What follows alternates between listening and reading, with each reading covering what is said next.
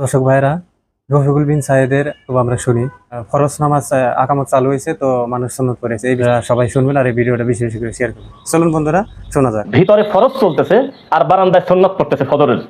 আর এই দুই এককালি হুজুর আমরা খুব দুঃখ করে বলতেছি, এখনো পর্যন্ত তাদের কাছে মুহাম্মদ সাল্লাল্লাহু আলাইহি ওয়াসাল্লামের সহিহ হাদিসটা পৌঁছালো না। নাসাই 101, মুসলিম মিশকাতের 96 নম্বর পৃষ্ঠা, কত সুন্দর দৃশ্যমান দুইটা হাদিস। মুহাম্মদ সাল্লাল্লাহু আলাইহি ওয়াসাল্লাম বললেন যে তুমি কিসের সালাত আদায় করো? ফজরের সালাতের পরে দেখলেন যে 2 রাকাত সালাত পড়তেছে একজন সাহাবী। তো তিনি বললেন যে ফজরের আগের 2 রাকাত ছুটে দেওয়া সুন্নাহ, আমি পড়তেছি, আগে পড়তে পারছিলাম না। তো মুহাম্মদ সাল্লাল্লাহু আলাইহি ওয়াসাল্লাম কোনো কিছু বললেন না। তো এটা কি কোনোদিন এই হুজুরের কাছে গেল না? 2, মুহাম্মদ সাল্লাল্লাহু আলাইহি ওয়াসাল্লাম বলেছে সহিহ মুসলিম মিশকাত 96 নম্বর পৃষ্ঠা, ইযা উকিমাতিস সালাহ ফালা সালাতা ইল্লাল মাকতুবা। একবার যদি ইকামত শুরু হয়ে যায় ফরজের, তাহলে ওই সালাত ছাড়া আর কোনো সালাত নাই। কিসের নফল কিসের কি, সব বাতিল। তখন ফরজে ঢুকে পড়বে মানুষ। রুকুতে থাকলে রুকু বাদ, সেজদায় থাকলে সেজদায় বাদ। যে অবস্থায় পাবে ওই অবস্থায় গিয়ে তিনি ফরজে শরীক হয়ে যাবে। এটা হলো নবী সাল্লাল্লাহু আলাইহি ওয়াসাল্লামের সুন্নাহ, এটা হলো রাসূলের নীতি, আদর্শ।